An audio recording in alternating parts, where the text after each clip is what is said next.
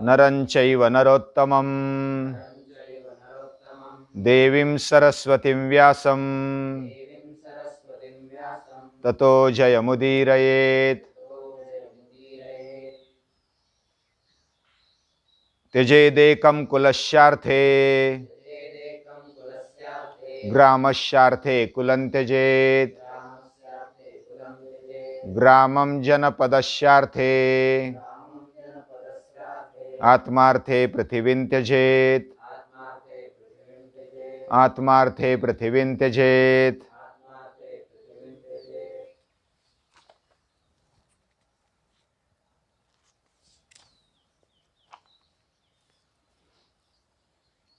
भगवान श्री कृष्ण को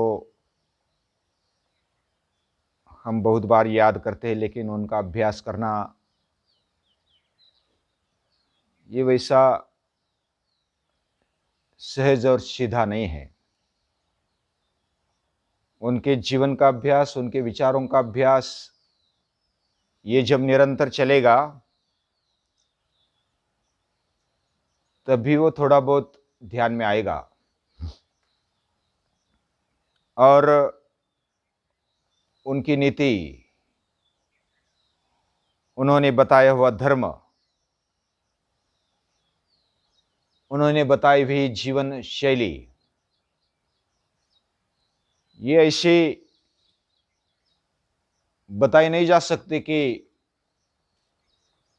इस तरह से उसको कार्यरत करना है। वो विचार पूर्वक हर एक कदम उठाते हैं। कौन सा कदम उठाएंगे वो पता नहीं चलता, लेकिन हर समय विचार करते हुए वह क्या योग्य है क्या अयोग्य है उसका न्याय करते हुए वो एक एक कृति अपने जीवन में करते हैं और सदैव धर्म के पक्ष में रहते हैं। और धर्म के पक्ष में सतत रहने वाले और अधर्म के विरुद्ध वह एक एक कदम उठाने वाले, ऐसे भगवान श्री कृष्ण दिखाई देते हैं। बाहर से वो कभी गलत लगता है, कभी अच्छा लगता है, कभी कपट पूर्ण लगता है, कभी छल लगता है, लेकिन उनका जीवन इसलिए समझने के लिए बड़ा कठिन है। मुरारिस् तृतीयो पंथः, कृष्ण का तीसरा मार्ग है। कोई कोई भोग में इतने व्यस्त रहते हैं कि उनको समझ में नहीं आता है कि भोग के अलावा कुछ है या नहीं। कोई त्याग में इतने आगे बढ़ जाते हैं, उनके लिए ऐसा होता है कि त्याग ही जीवन है। लेकिन और भोग और त्याग में बैलेंस करने वाले भगवान श्री कृष्ण है। और इसलिए उनको समझना कठिन है। वो योगेश्वर है, योग के ईश्वर। और इसलिए मुरारिस् तृतीयो पंथा उनका तीसरा मार्ग होता है। हम दो मार्गों में एक तरफ हो जाते हैं, लेकिन भगवान उसका बैलेंस करना चाहते हैं। और बैलेंस ही योग है। हमने बहुत बार अभ्यास किया, देखा, संतुलन ही योग है, संयम ही योग है। यानी कोई भी कृति हो, कोई भी कार्य हो, कोई भी विचार हो, वह जब संतुलित होता है तो वही अच्छा होता है, योग्य होता है। तो हर समय संतुलन में रहते हुए निर्भयता से निर्णय लेने वाले ये भगवान श्री कृष्ण है। संजय शिष्टाई होने के बाद वह संजय, धृतराष्ट्र और बाकी कौरव सभा को बताते हैं कि पांडव और श्री कृष्ण ने क्या क्या चर्चा की, क्या क्या बताया। और ये सब होने के बाद संजय का सुन लिया सब, यानी कौरव पक्ष का सुन लिया, उसमें धृतराष्ट्र और दुर्योधन आदि क्या उनके मन में है और क्या वो कहना चाहते हैं, ये सब अंदाजा लेते हुए, और पांडवों के साथ तो वो है ही,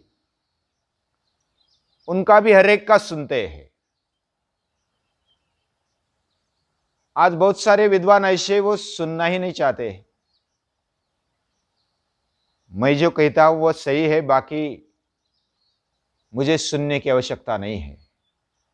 लेकिन भगवान श्री कृष्ण इतना पावरफुल होते हुए भी, शक्तिशाली है, ज्ञानी है, सर्वगुण संपन्नता है, इसके बावजूद भी वो हर एक का सुनते हैं। युधिष्ठिर बोलते हैं कि आप सर्वज्ञ है, आप शीलवान है, आपके आश्रय से हम निर्भय है, हमें कुछ डर नहीं लगता है, क्योंकि आप साथ में हैं। आप जो भी निर्णय लेंगे हमारे हित में ही लेंगे, और यह हमारा पूरा विश्वास है, इसलिए आप जो भी करें हम उसके लिए तैयार हैं। इतना युधिष्ठिर आदि पांडवों का समर्पण भी है, भक्ति भी है।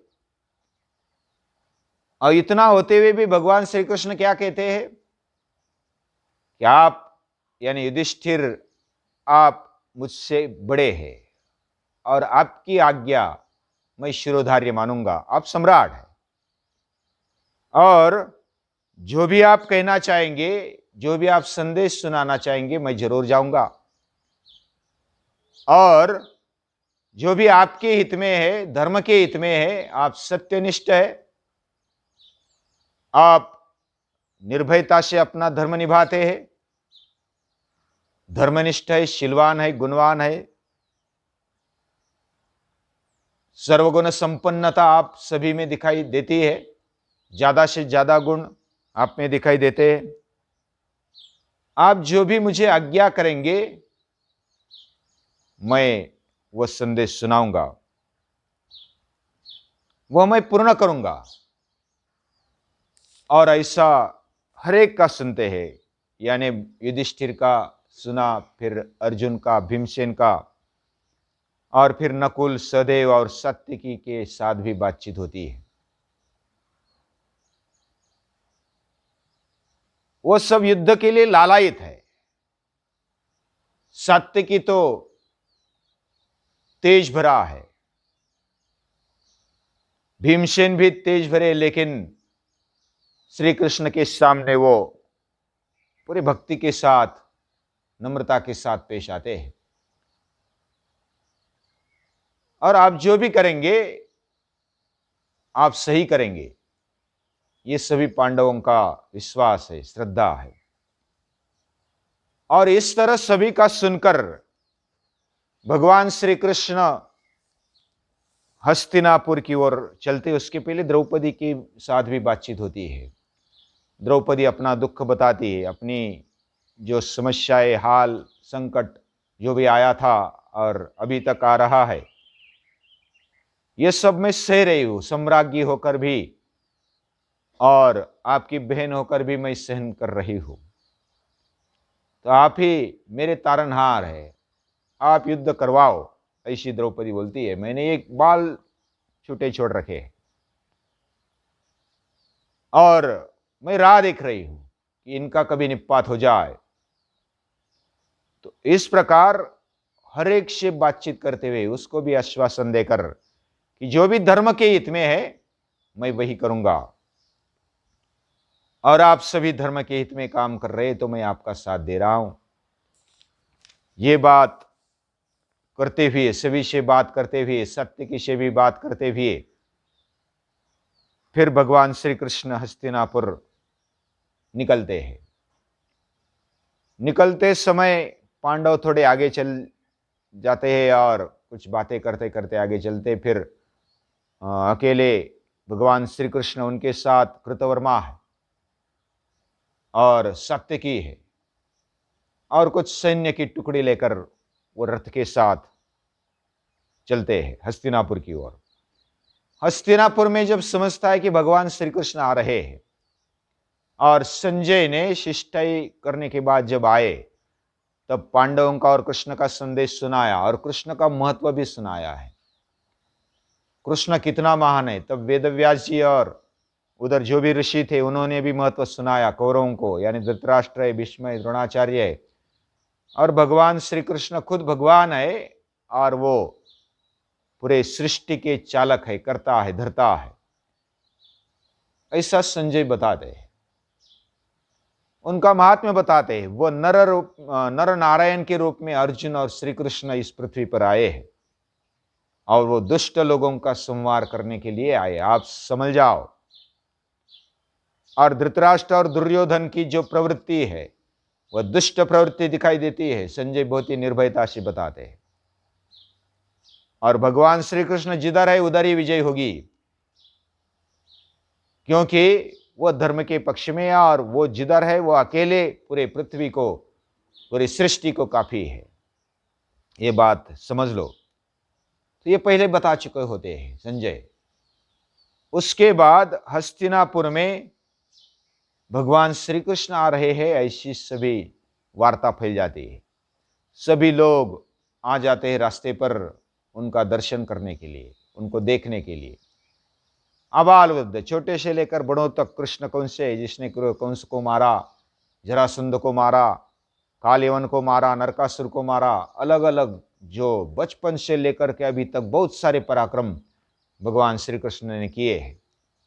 और ये कैसा है ये देखने के लिए बहुत सारे प्रजा में लालायित थे, वो सभी आ गए भगवान श्री कृष्ण का आदर करने के लिए। भीष्म पितामह स्वयं, द्रोणाचार्य, कृपाचार्य और सभी वो आगे आते हैं रास्ते पर स्वागत करने के लिए।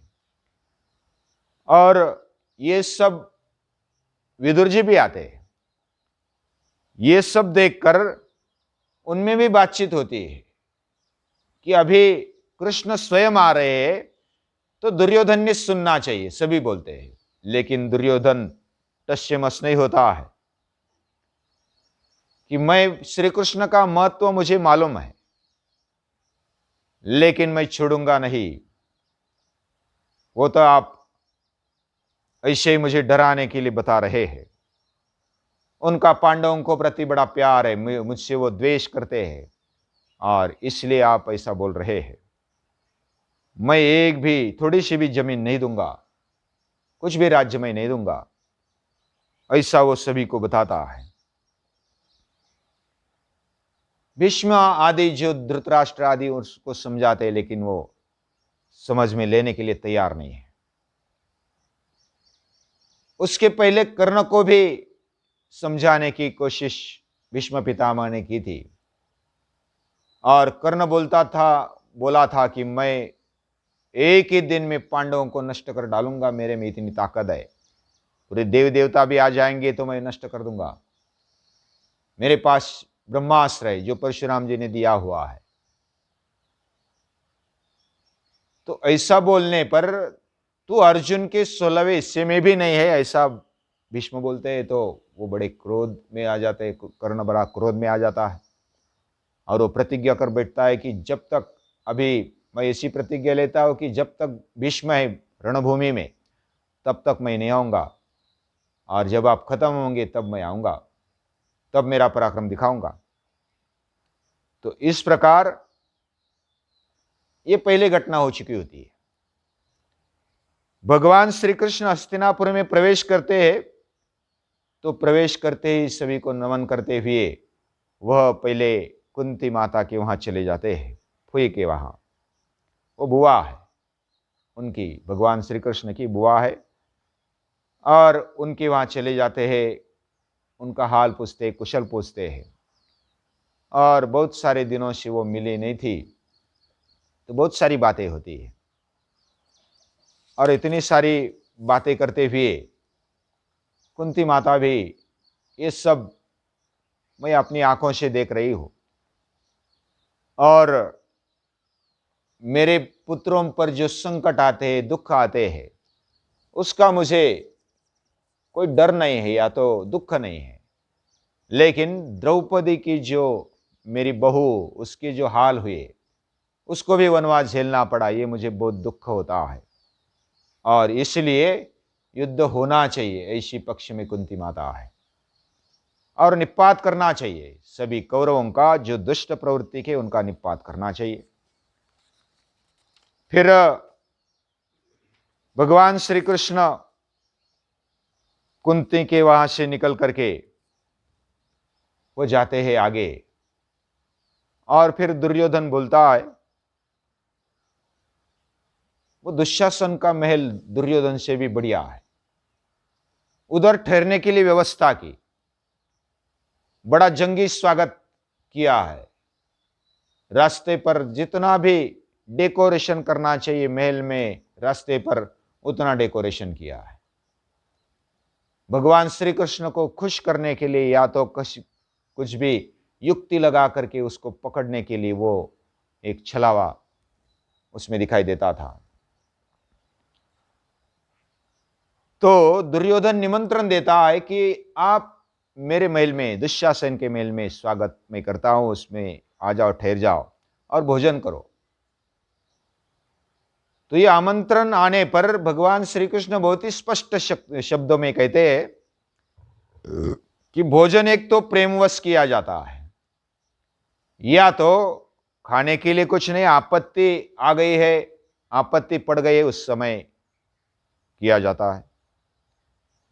मेरा और तेरा कुछ प्रेम नहीं है, यह स्पष्ट है, और मुझ पर कोई ऐसी आपत्ति नहीं है कि मैं आपातकालीन भोजन करूं आपके यहां।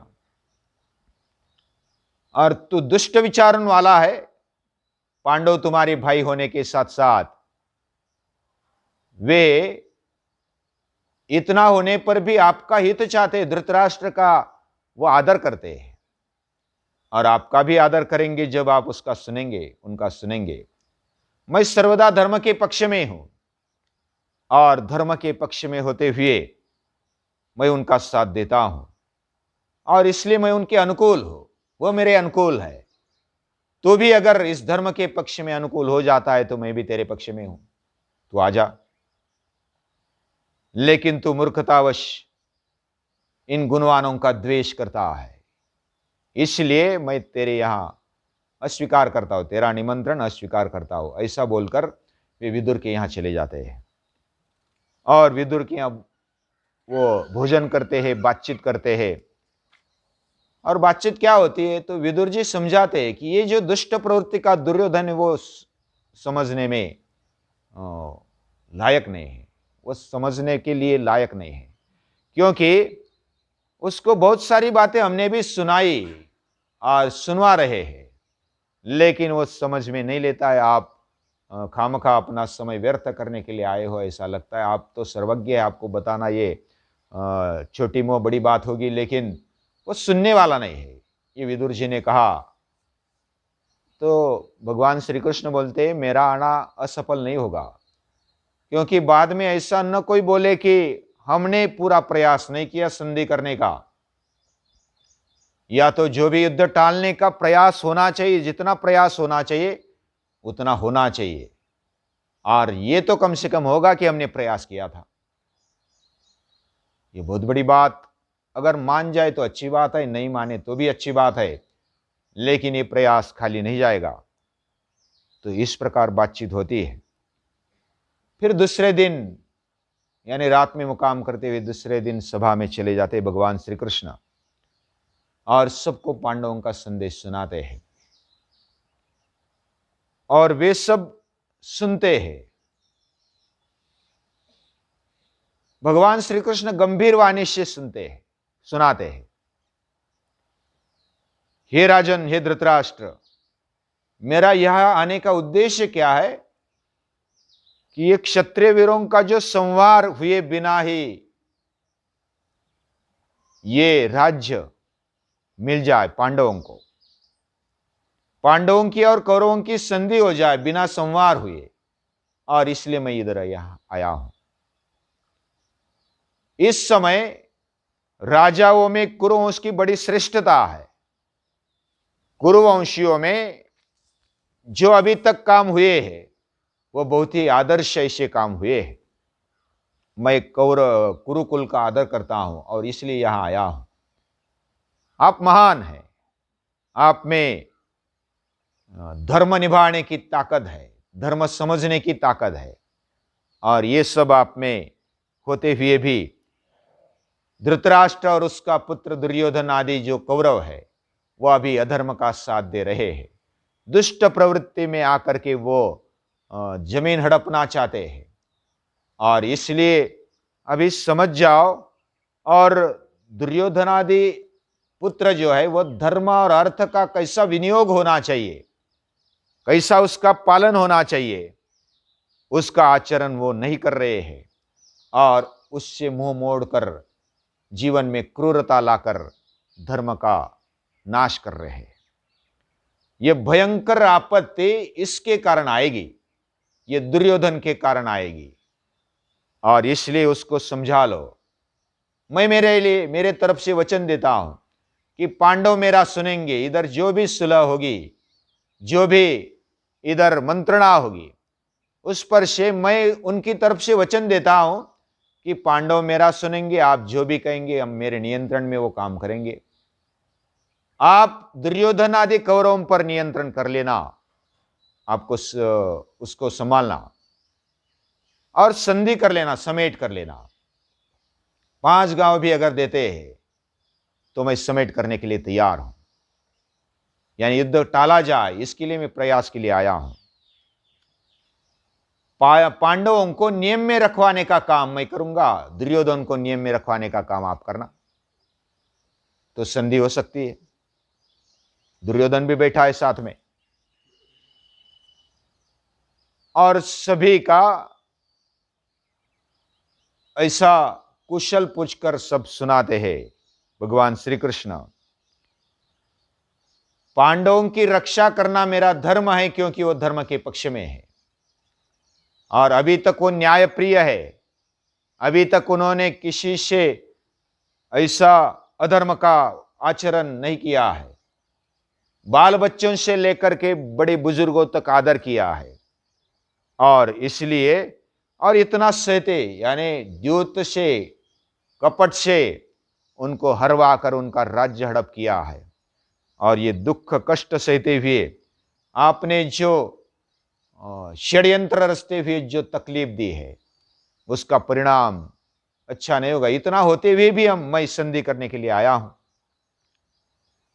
और क्रोध को वश में लेकर के अभी ये लास्ट वाला चांस है कि समझ जाओ, और अर्थ को अनर्थ में मत बदलो।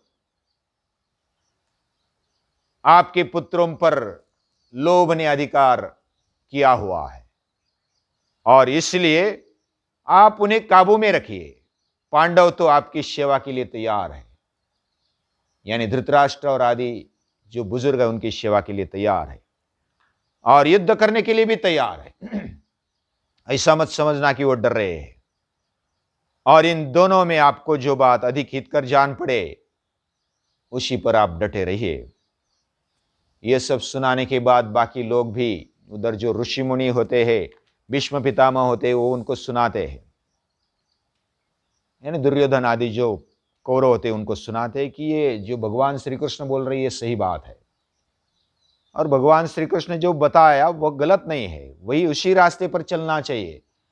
और अगर नहीं सुनेंगे तो आपका विनाश है, निश्चित विनाश है। ये सब ऋषि मुनि उधर सुनाते हैं।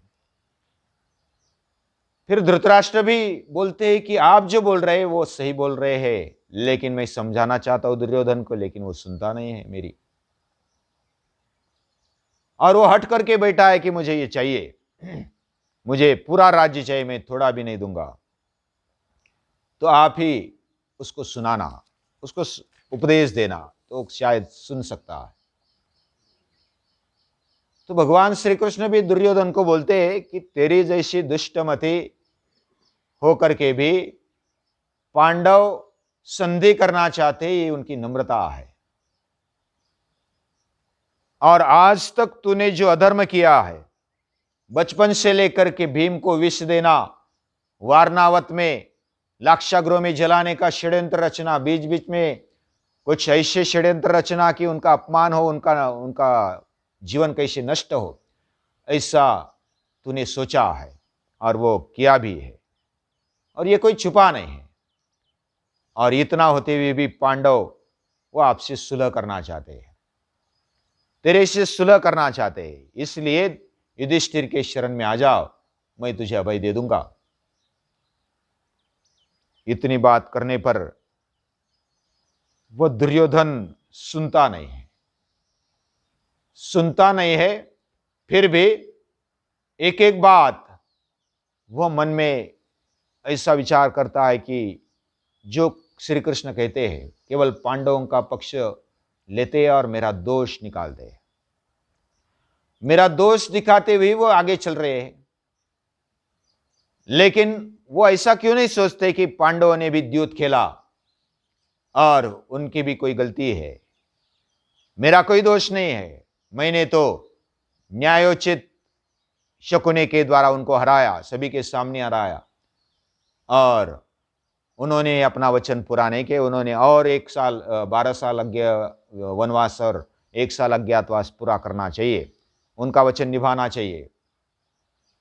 तो मैं तो धर्म पर चल रहा हूं, मैं मेरा धर्म पाल रहा हूं। क्षत्रिय धर्म ऐसा होता है जिस तरह से राज्य मिल जाए। मैं तो बचपन में या तो छोटा था तब तो भयवश या तो बड़ों की आज्ञा के वश में यह नहीं कर सका, लेकिन अभी मैं एक भी कन यानी सुई के नोक पर जितनी भी जमीन आएगी उतनी भी देने के लिए मैं तैयार नहीं हूं।